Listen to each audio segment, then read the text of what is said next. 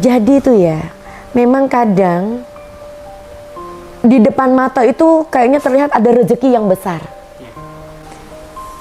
Jadi kalau diuangkan, apa yang nilai yang ditawarkan tadi melebihi. Saat aku mendampingi mereka, setelah selesai, aku prepare dengan teman-teman. Aku tidak lupa tuh selalu mengucap syukur karena aku bisa dipertemukan dengan orang-orang yang luar biasa. Ya, aku dipertemukan dengan yang ini orang susah gitu mau kenal dengan orang ini, tapi aku punya kesempatan berkenalan.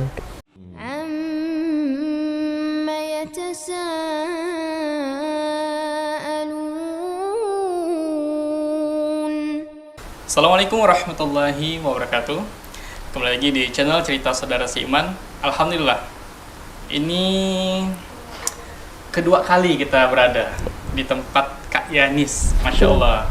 Kalau video sebelumnya tuh Kak, itu rame tuh Kak, jutaan yang nonton. Ya nonton ya? Iya, jutaan yang nonton. Dia repost berulang-ulang pun tetap viral. Masya Allah. Berarti kan banyak yang tertarik nih dengar kisah Kak Yanis. Jadi kepikiran dari tim kita, oh gimana caranya kita tuh coba angkat lagi kisah Kak Yanis. Nah, kalau kemarin kita bahas tentang proses hidayahnya masuk Islam, Betul. sampai akhirnya mantap hatinya memutuskan untuk istiqomah dalam Islam. Nah, kalau hari ini kita mau bicara tentang hikmahnya.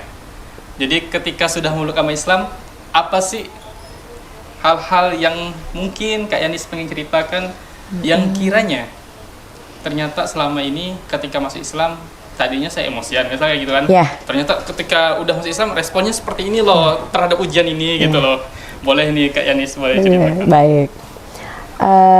Terima kasih buat Sandang yang sudah datang kembali ke sini. Kangen-kangenan kita ya hari ini ya. Baik buat para penonton semuanya, kenalkan nama saya Yanice Elizabeth Ida. Jadi saya biasa dipanggilnya Yanis. Saya dulu sempat menjadi dosen di Akademi Maritim Nusantara Banjarmasin. Kemudian saya juga pernah bekerja sebagai seorang akunting di perusahaan batubara. Kemudian lebih banyak juga saya bekerja untuk ngurusin artis-artis. Ya, jadi banyak banget sudah artis yang pernah saya urusin ya pokoknya band-band besar lah. Itu suatu hal yang memang luar biasa juga buat hidup saya. Kemudian hari ini kita bercerita ya kemarin saat jadi mu'alafnya ya. Jadi ini sekarang saat saya sudah menjalani hidup sebagai seorang mu'alaf. Jadi memang sempat jatuh bangun juga. Jadi apa ya, kadang itu ada rasa males ya. Memang setan itu luar biasa, menggoda kita, membisikkan untuk capek, nggak usah sholat. Tapi itu kadang ya memang harus dilawan, harus dipaksakan. Memang harus dipaksakan. Saya merasakan banget yang namanya saat subuh itu, wah luar biasa, betul asli. Tapi saya tetap melawan. Yuk bangun, aku mau sholat. Jadi itu memang hati yang harus keras, harus melawan. Karena begitu kita sudah bangun, kita sudah ambil air wudhu, enak banget. Enak banget. Itu ndak ada lagi tuh yang ngantuk ya. Ada rasa males yang memang mengawalinya tuh luar biasa, betul.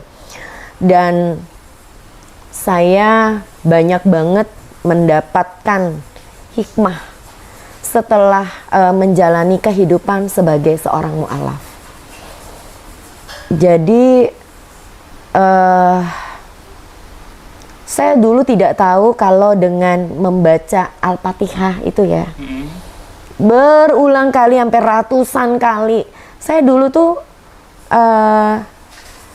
sambil naik sepeda motor, sambil baca itu ya, baca Al-Fatihah sepanjang jalan, semua jalan yang saya lewatin saya pasti bacanya Al-Fatihah.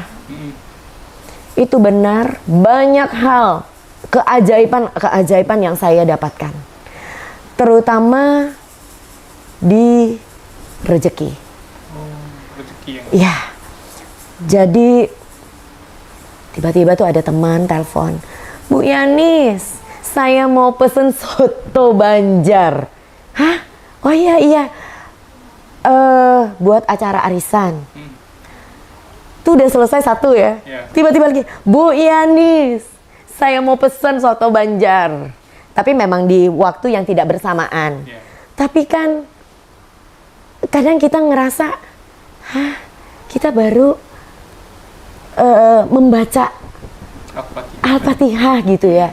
Apalagi kalau kita semakin jauh mendalami, kita semakin belajar. Ya aku juga kebetulan aku punya guru. Jadi aku sempat beberapa kali balik ke kota Banjarmasin. Selain aku juga punya guru di sini di kota Pontianak. Ustadz yang ngajarin aku itu namanya Pak Ustadz Agus.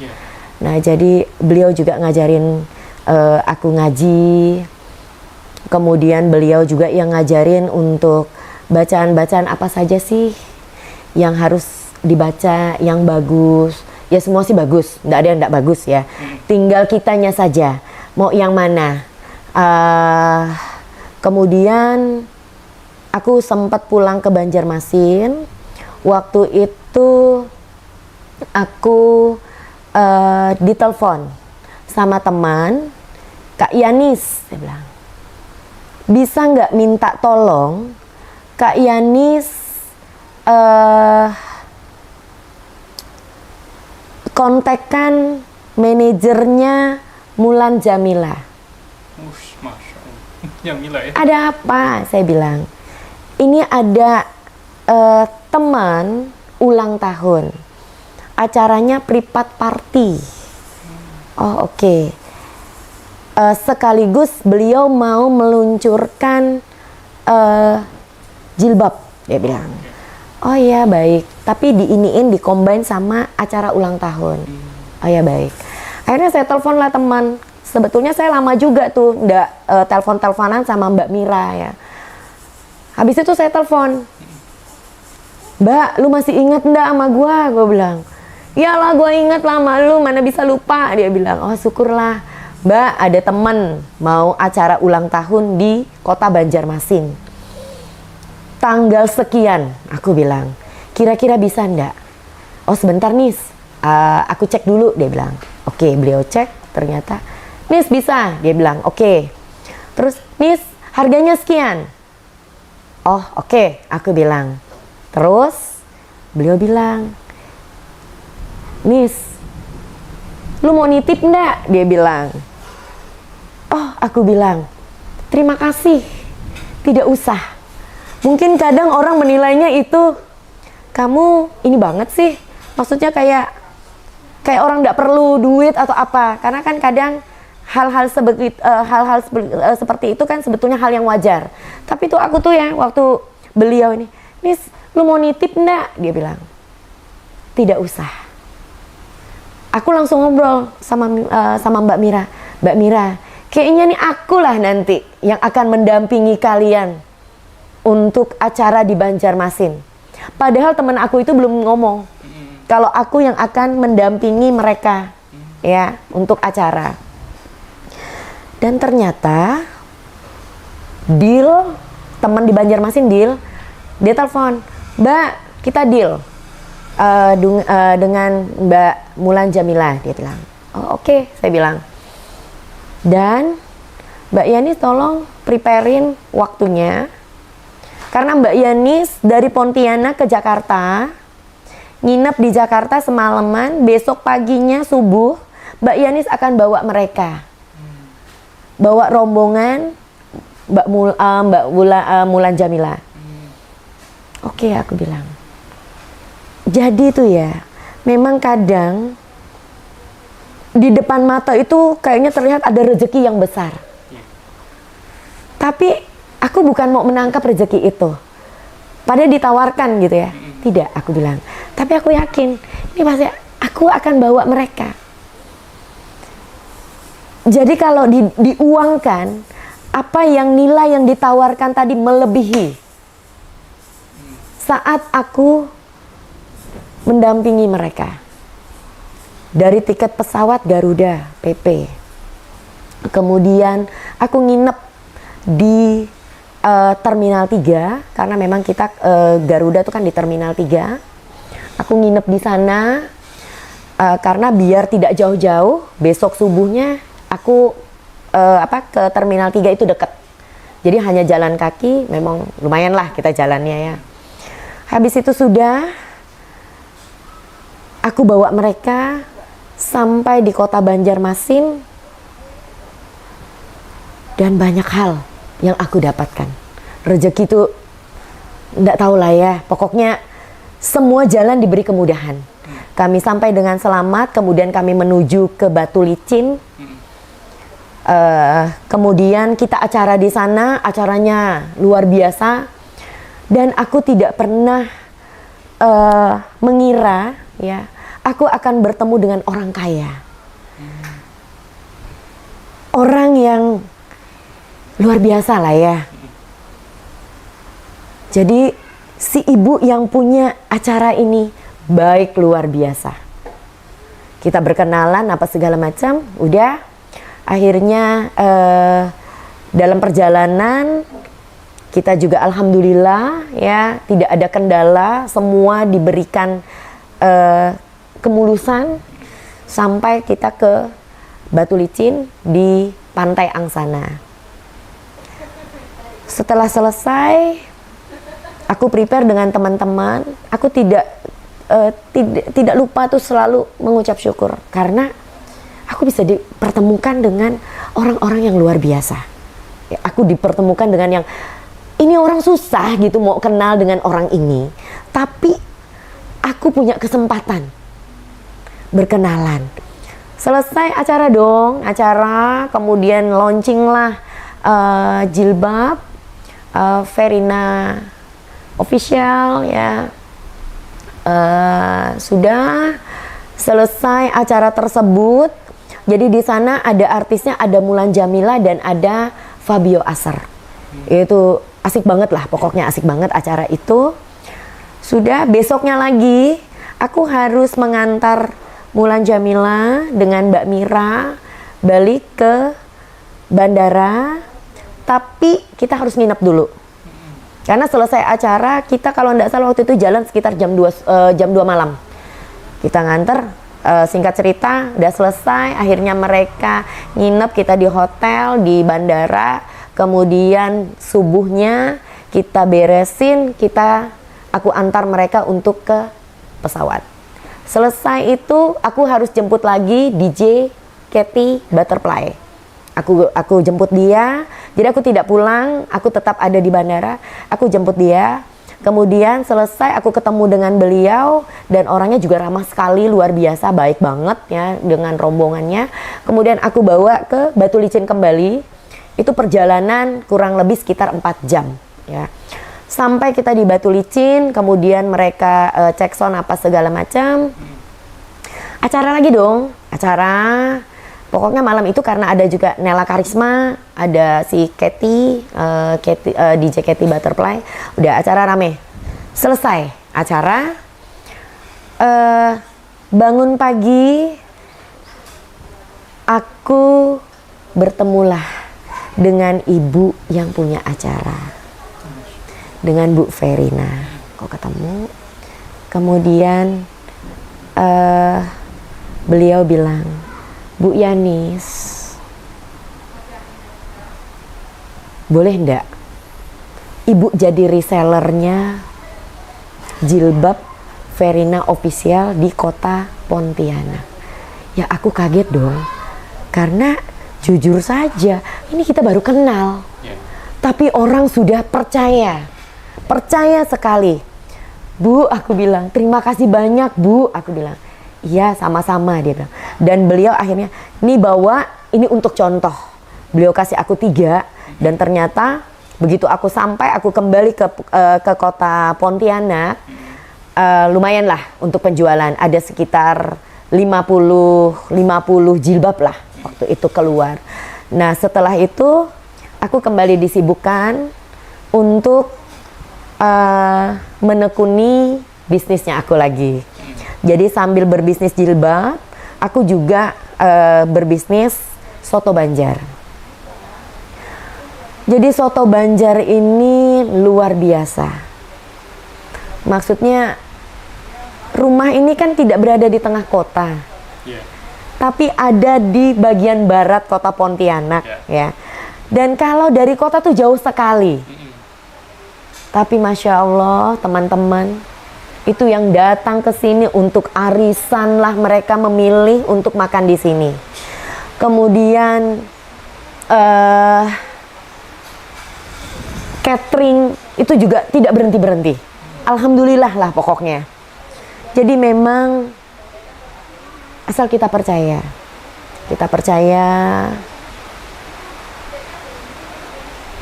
sholat jangan ditinggalkan, kemudian zikir, walau hanya subhanallah atau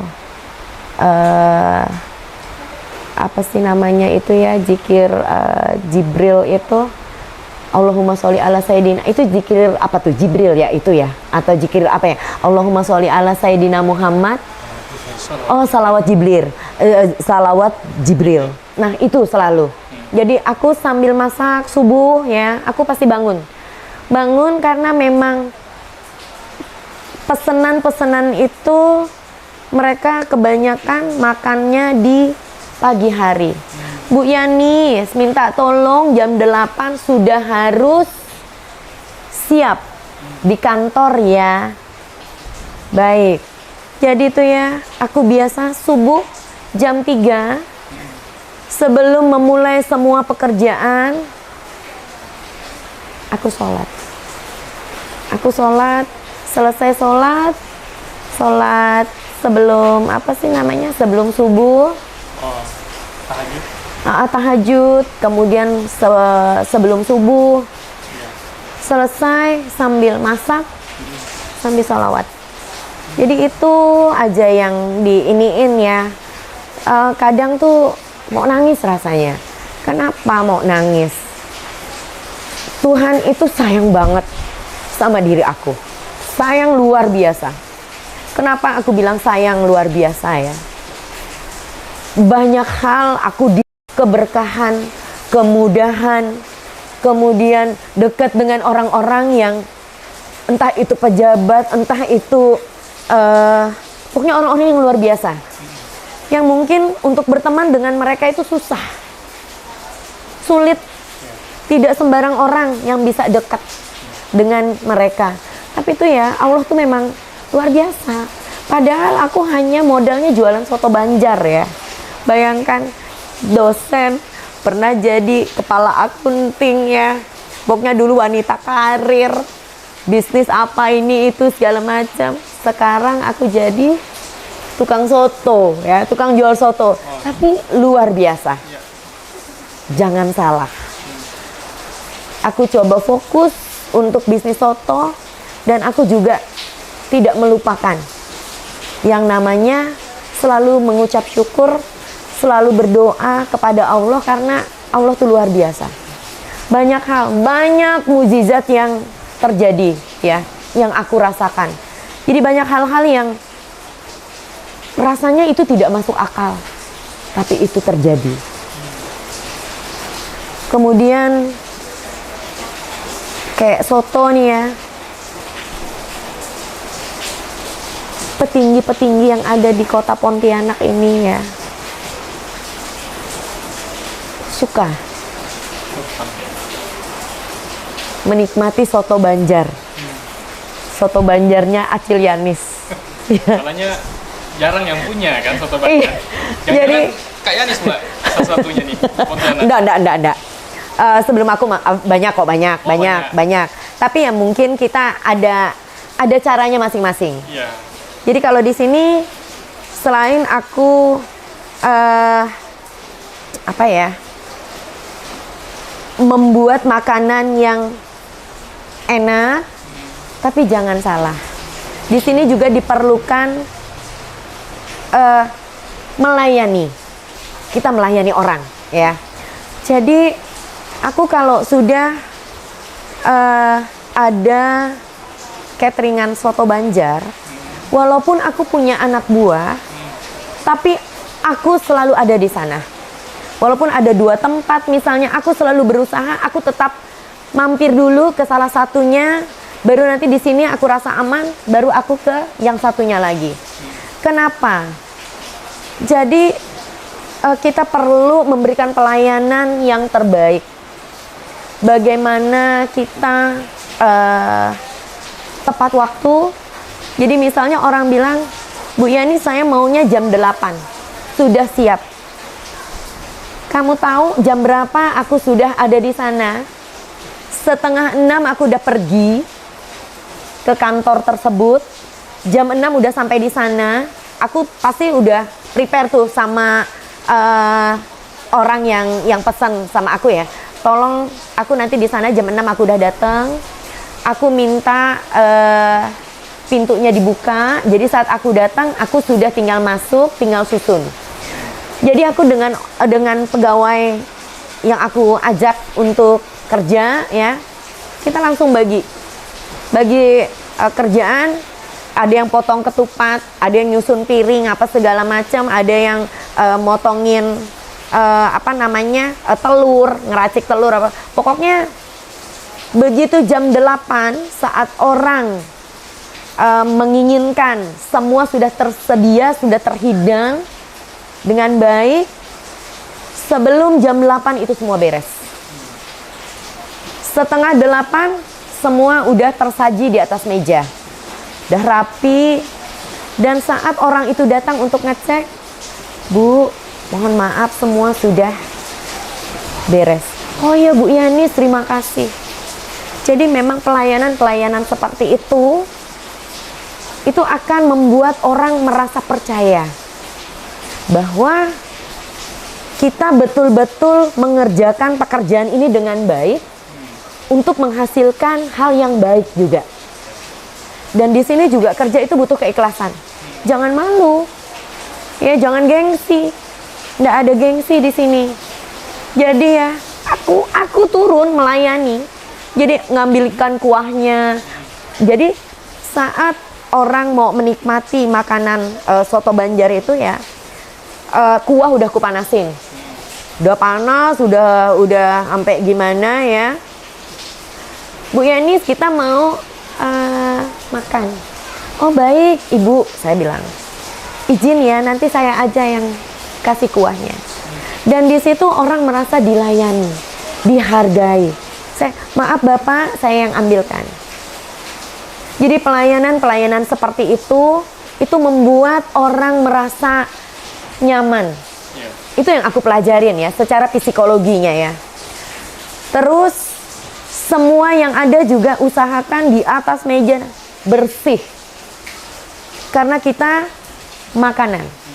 Jangan sampai di atas meja kotor. Jadi misalnya orang habis ambil kecap misalnya ya, iniin kecap, terus ada misalnya ada noda-nodanya di bawah sedikit, terus ada bekas minyak apa gitu ya. Cepet aja ambil tisu, rapikan, bersihkan. Karena apa? Kita melihat, kita memandangnya pun enak. Jadi di situ harus selalu bersih. Dan itu juga yang aku iniin ke anak buah aku. Kemudian apa lagi ya? Banyak sih, banyak banget yang di luar dari ininya aku.